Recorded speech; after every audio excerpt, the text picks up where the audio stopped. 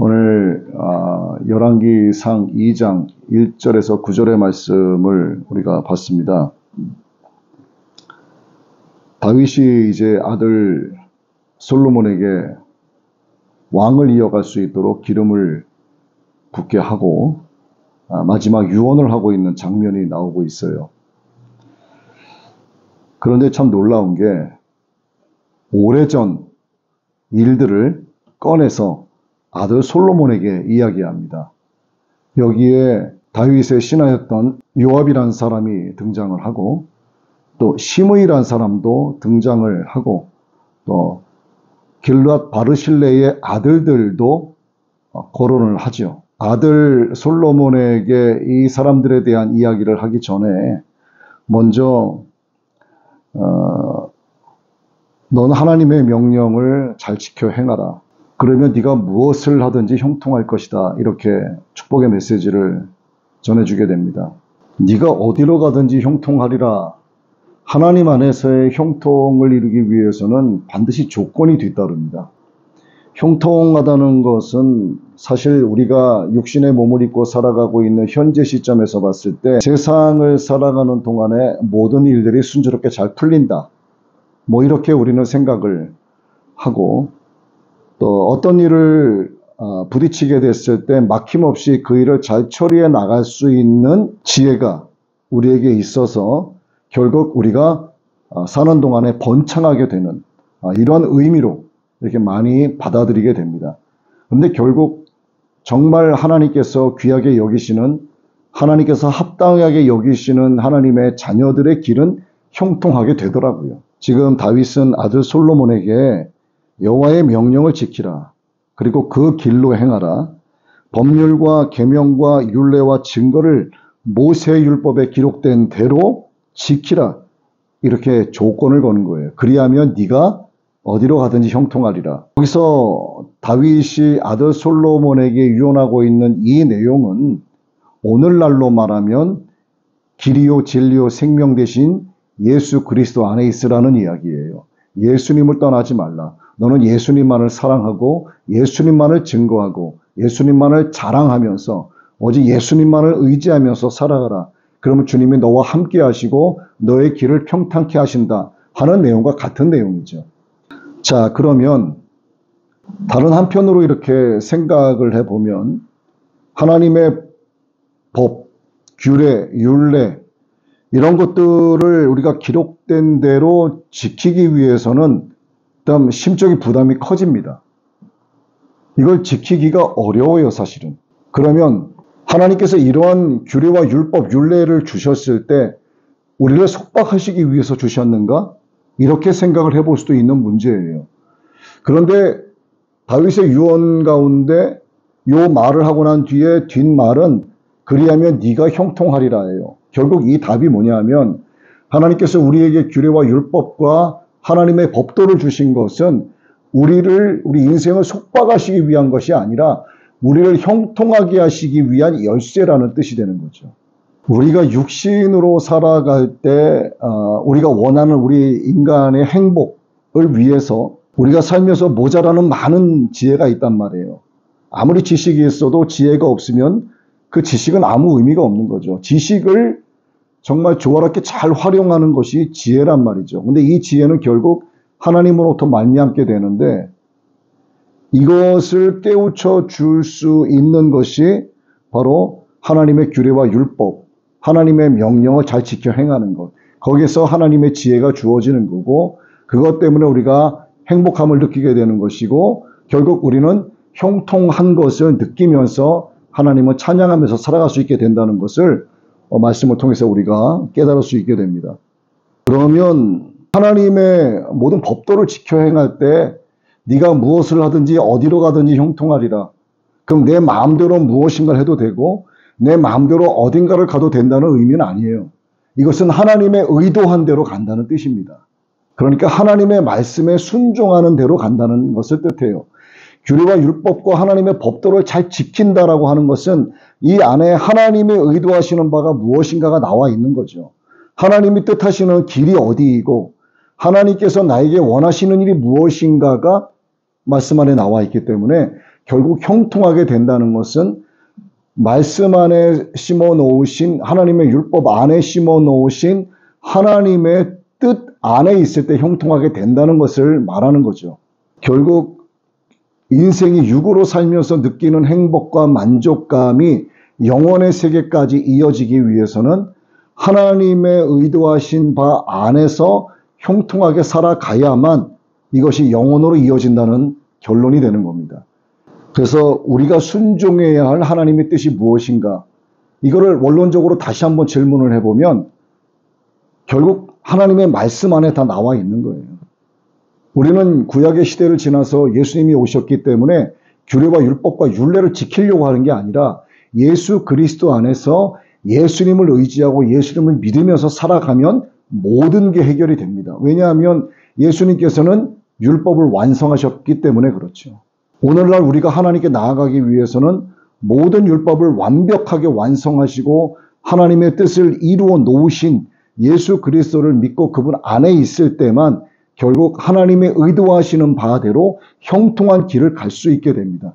근데 하나님이 정하신 그 형통의 길이 곧 복음의 길이죠. 이 복음의 길은 예수 그리스도께서 가신 길입니다. 결국 우리는 주님이 가신 이 길을 뒤따라 가면 되는 거예요. 어떠한 자세로 가야 되냐 하면 모든 사람과 더불어 화평하면서 가야 되고 모든 사람에게 온유함으로 대하면서 가야 하고 가면서 복음을 전하되 너의 말을 거역하는 자가 있을지라도 그를 온유함으로 훈계하면서 가야 한다는 것. 하나님께서 말씀 속에 하나님의 뜻이 무엇인지 우리가 어떤 것에 순종을 해야 하는지를 이미 우리에게 정확하게 말씀을 해놓고 계시죠. 디모데후서 3장 16절의 말씀을 한번 보겠습니다. 모든 성경은 하나님의 감동으로 된 것으로 교훈과 책망과 바르게 함과 의로 교육하기에 유익하다 이렇게 기록이 되어 있어요. 그러니까 우리가 순종해야 할 하나님의 뜻은 이미 말씀 속에 다 기록이 되었다는 것이 정리된 내용이 바로 디모데후서 3장 16절의 말씀이죠. 자, 그렇게 되면 후계자가 끊이지 않는 겁니다.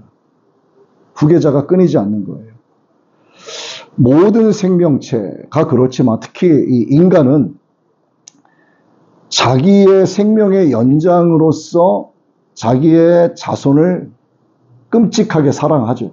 물론 자식은 자식이고 나는 나지 이렇게 생각하는 부모도 있어요.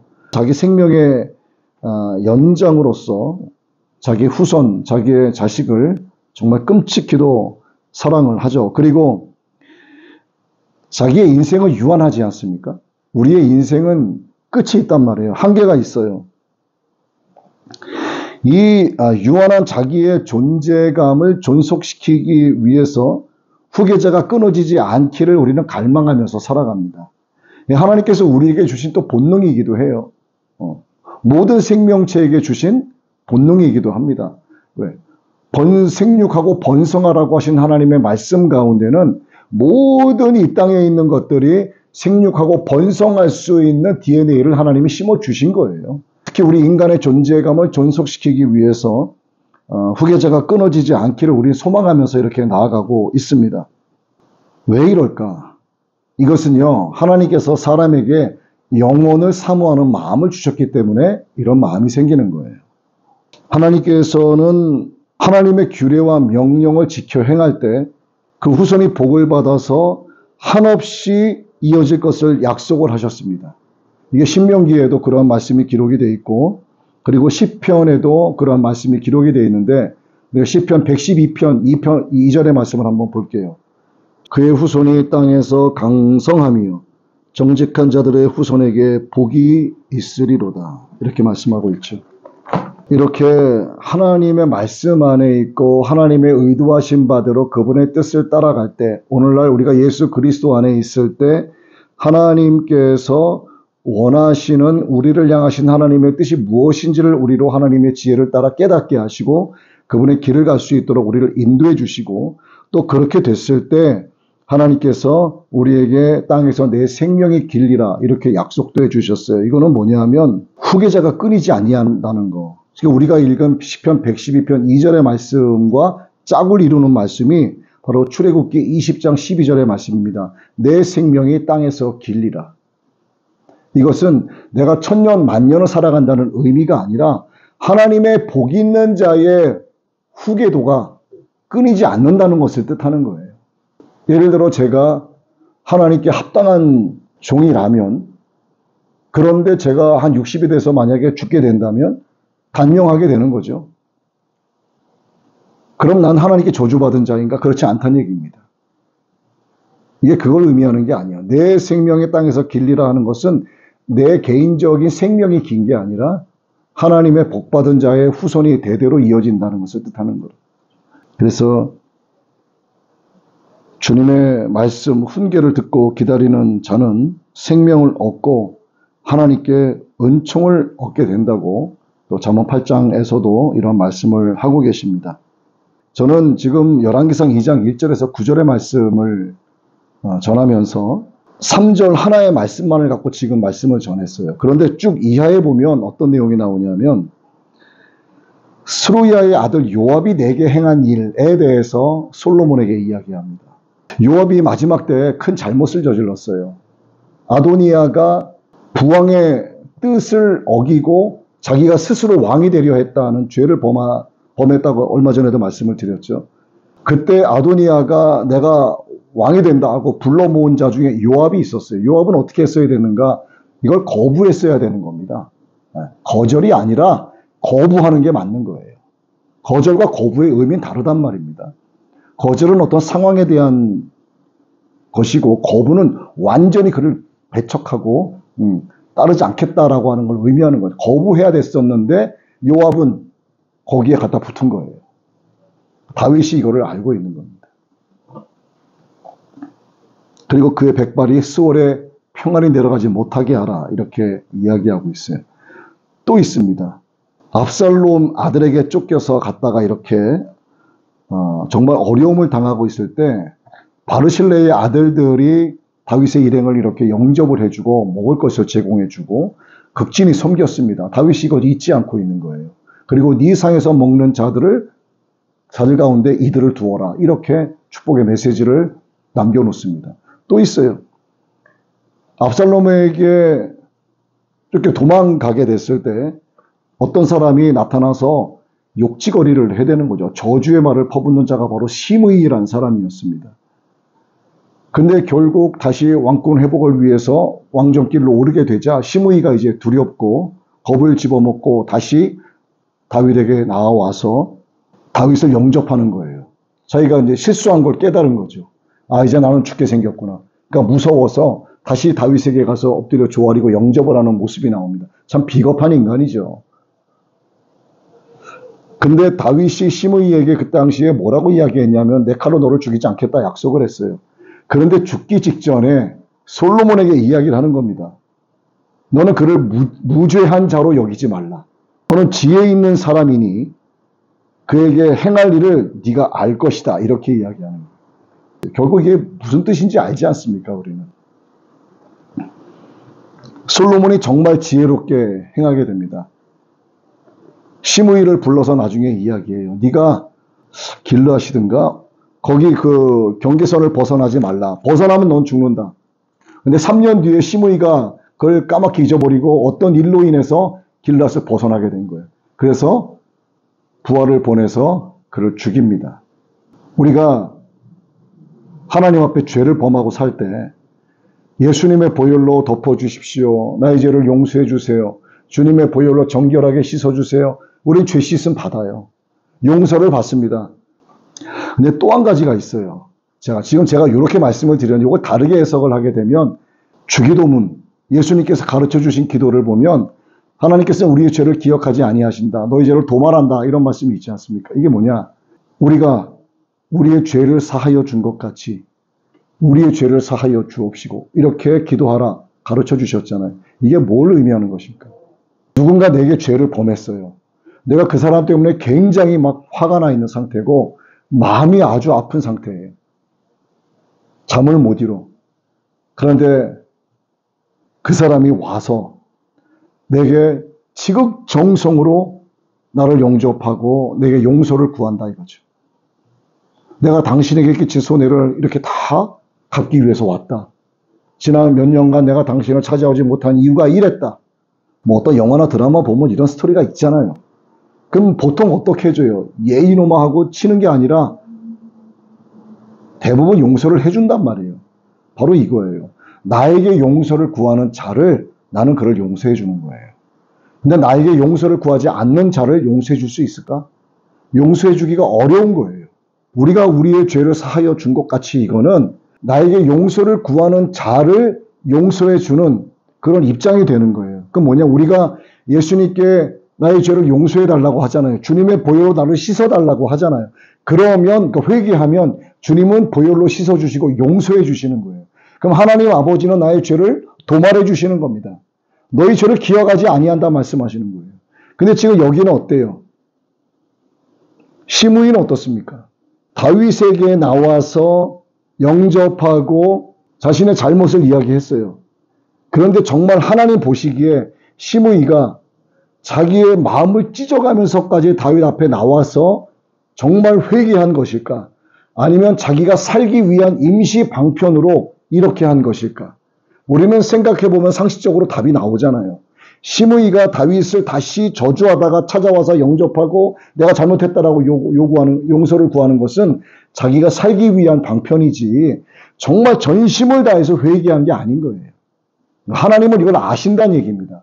우리가 전심을 다해서 회개하는지, 내가 정말 마음을 찢고 회개하는지, 회개의 목적이 무엇인지를 하나님이 다 알고 계신다는 거예요.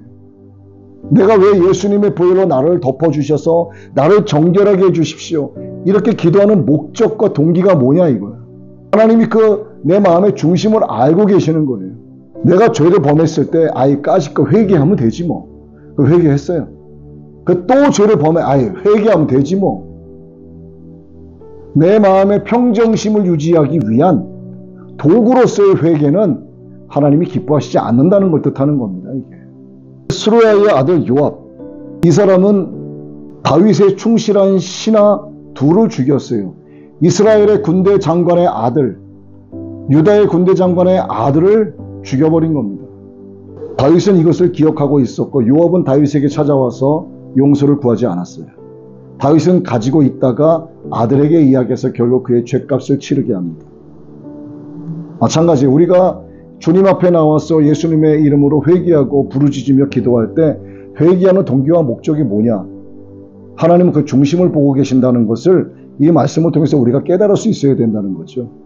정말 우리가 전심으로 회개할 때 우리의 죄는 하나님이 기억하지 않으시고 도말해 버리시지만 이 동기와 목적이 불순한 것이라면 하나님 그 죄를 계속해서 기억하고 계신다는 것을 뜻합니다. 여기서 다윗이 누구를 상징할까요?